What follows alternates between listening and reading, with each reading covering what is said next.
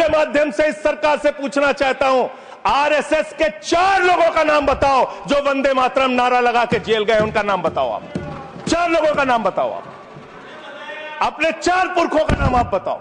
आप नहीं बता सकते क्योंकि आजादी के आंदोलन में आपका कोई इतिहास नहीं। Thank you, Shivaji. I hope you will take the same national spirit to Tamil Nadu also. And now Sri Sanjay Singh ji.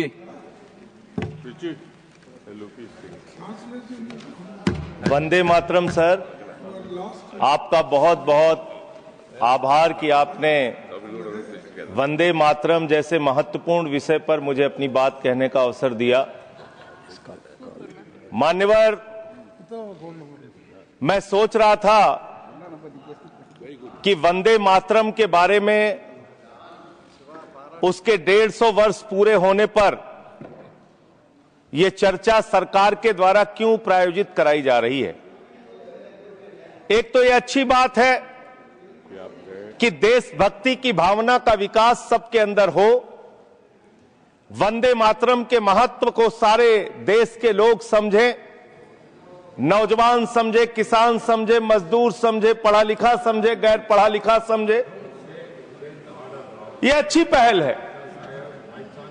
लेकिन मैं साथ ही साथ यह भी सोच रहा था तो एक घटना मुझे याद आई मान्यवर। वो घटना थी उत्तर प्रदेश की। हमारे एक ऊर्जा मंत्री हैं माननीय मंत्री जी AK शर्मा जी, उनके सामने व्यापारी लोग पहुंचे। उन्होंने कहा 21 घंटे से लाइट नहीं आ रही, 21 घंटे से लाइट नहीं आ रही, व्यापार बर्बाद हो रहा है, बच्चे रो रहे हैं, हमको गर्मी में बिजली दे दो। मंत्री जी ने कहा जय श्री राम, बजरंगबली की जय, और गाड़ी में बैठ के चले गए। मैं आपके माध्यम से सरकार से पूछना चाहता हूं, क्या भगवान श्री राम ने आपको कहा है कि आप नाकारे और निकम्मे हो जाइए और जनता को अंधेरे में रखिए, बिजली ना दीजिए? यह क्या भगवान श्री राम ने आपको कहा है? यह शिक्षा आपको भगवान श्री राम ने दी है? मान्यवर, मुझे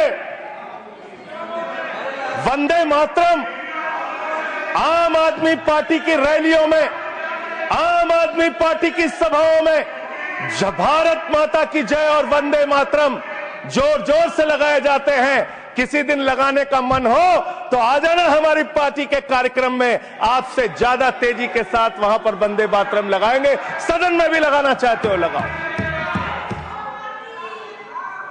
तो आप इन नारों के पीछे, ये नारे देशभक्ति के हैं, ये नारे देश की रक्षा के हैं, ये नारे देश को आजादी दिलाने के लिए हैं। ये नारों के पीछे अपने गुनाहों को छिपाने के लिए नारे नहीं है, मैं कहना चाहता हूं मान्यवर। और आप क्या कर रहे हैं? आप इन नारों के पीछे अपने गुनाहों और अपराध को छिपाना चाहते हैं। वंदे मातरम का मतलब क्या है? वंदे मातरम का मतलब है मातृभूमि की वंदना। मातृभूमि की वंदना। हम मातृभूमि की वंदना करते हैं, तो आप कैसे मातृभूमि की वंदना कर रहे हैं? अरे 1 रुपए में तो एक आम नहीं मिलता। आपने 1 रुपए में अडानी को 1050 एकड़ जमीन और 10 लाख आम और लीची के पेड़ दे दिए। ये मातृभूमि की वंदना, ये आपकी मातृभूमि की वंदना है। आप मातृभूमि को बेचकर मातृभूमि की वंदना कर रहे हैं। ये मातृभूमि की, आज वंदे मातरम पे ही बात करूंगा सर। मातृभूमि की वंदना, मातृभूमि की वंदना हिंदुस्तान के एयरपोर्ट को बेच के नहीं हो सकती। मातृभूमि की वंदना रेल को बेच के नहीं हो सकती, सेल को बेचकर नहीं हो सकती, समुद्री तटों को बेचकर नहीं हो सकती, कोयला और गैस को बेच के नहीं हो सकती, हिंदुस्तान की जमीनों को बेच के नहीं हो सकती। तुम लोग मातृभूमि को बेचने वाले लोग हो, तुम मातृभूमि की वंदना करने वाले लोग नहीं हो। मान्यवर, वंदे मातरम पे ही सुनिए। आज वंदे मातरम के अलावा कुछ बोलूंगा ही नहीं।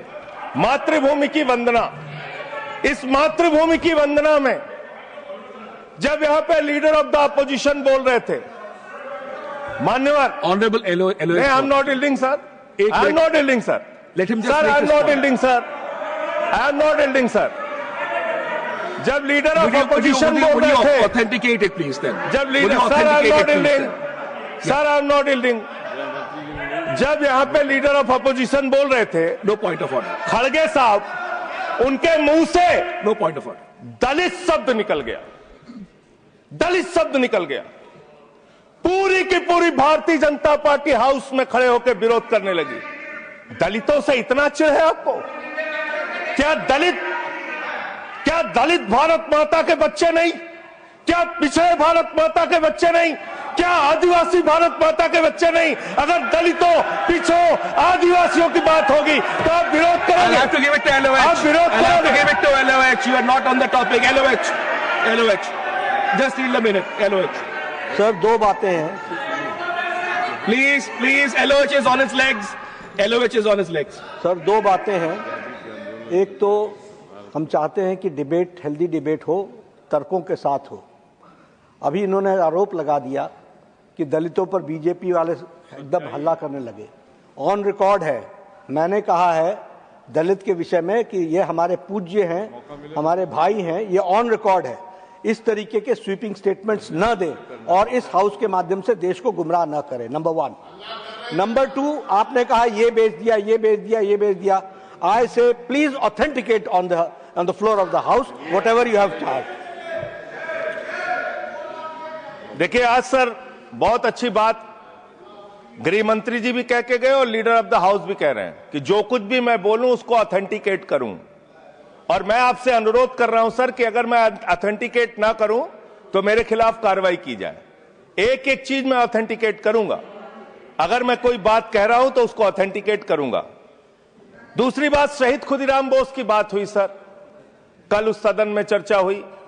हिंदुस्तान के सबसे युवा क्रांतिकारी जिन्होंने फांसी के फंदे को चूमा, वंदे मातरम का नारा लगाया, शहीद खुदीराम बोस, शहीद रोशन सिंह, शहीद राजेंद्र लहड़ी, शहीद अशफाक उल्ला, शहीद राम प्रसाद बिस्मिल, शहीद प्रफुल्ल चाकी, हिंदुस्तान के तमाम क्रांतिकारियों ने जब फांसी के फंदे को चूमा, शहीद आजम भगत सिंह, शहीद सुखदेव, शहीद राजगुरु, सबने वंदे मातरम का नारा लगाया, सबने वंदे मातरम का नारा लगाया। और शहीद खुदीराम बोस को अब आप याद कर रहे होंगे, मैं पिछले 31 साल से 3 दिसंबर को शहीद खुदीराम बोस की जयंती का आयोजन करता हूं। मेरी संस्था का नाम शहीद चंद्रशेखर आजाद के नाम पे है। शहीद खुदीराम बोस हिंदुस्तान के वो क्रांतिकारी थे, जब उनको फांसी के फंदे पे चढ़ाया गया और उनका जब अंतिम संस्कार हुआ तो जो राख उनके अंतिम संस्कार से निकली मान्यवर, उसको बंगाल की माए तावीज बना के अपने बच्चों को पहनाती थी कि ऐसे ही बनना हिंदुस्तान के लिए क्रांतिकारी। यह इतिहास, यह हिंदुस्तान का इतिहास। लेकिन मैं आपके माध्यम से इस सरकार से पूछना चाहता हूं, आपके पुरखे इस वक्त क्या कर रहे थे जब शहीद आजम भगत सिंह वंदे मातरम लगा रहे थे, शहीद सुखदेव वंदे मातरम लगा रहे थे, शहीद राजगुरु वंदे मातरम का नारा लगा रहे थे, शहीद खुदीराम बोस वंदे मातरम का नारा लगा रहे थे? उस वक्त आप क्या कर रहे थे? क्या कर रहे थे आप? वंदे मातरम का नारा लगाकर लोग जेल गए, लाठियां पड़ी उनको। मैं आजादी के आंदोलन में आपका कोई इतिहास नहीं, यही आपकी कुंठा है। तो इसलिए कभी आप कहते हो सरदार वल्लभ भाई पटेल आपके हैं। अरे भैया, सरदार वल्लभ भाई पटेल ने आरएसएस के ऊपर बैन लगाया था, यह रिकॉर्डेड हिस्ट्री है। और जब 18 महीने जेल में रखा गया आरएसएस के लोगों को राष्ट्रपिता महात्मा गांधी की हत्या के अपराध में, जब उनको छोड़ा गया, बैन हटाया गया, तो उसमें शर्त लगाई कि आप राष्ट्रीय ध्वज को मानेंगे, यानी कि आप तिरंगे झंडे को भी नहीं मानते थे। आपने 52 साल तक हिंदुस्तान का तिरंगा झंडा आरएसएस के मुख्यालय पे नहीं फहराया सर, नहीं फहराया। और 3 लोगों ने आरएसएस के मुख्यालय पर जब ये झंडा फहराया, उन तीनों के नाम मैं पढ़ रहा हूं, विजय, उन्मत, दिलीप, इन तीनों लोगों के खिलाफ आरएसएस ने एफआईआर दर्ज कराई। किस अपराध में? कि हमारे दफ्तर में तिरंगा क्यों फहरा दिया। और कितने साल तक मुकदमा लड़े? 13 साल तक मुकदमा लड़े। यह है आपकी असलियत। आप तिरंगे का विरोध करते हैं, भारत के राष्ट्रीय ध्वज का विरोध करते हैं। जो लोग तिरंगे और राष्ट्रीय ध्वज का विरोध कर सकते हैं, वो भारत माता के सच्चे सपूत नहीं है, वो नहीं है हमारे निगाह में। और मैं आपको बताता हूं सर, ये है 28 दिसंबर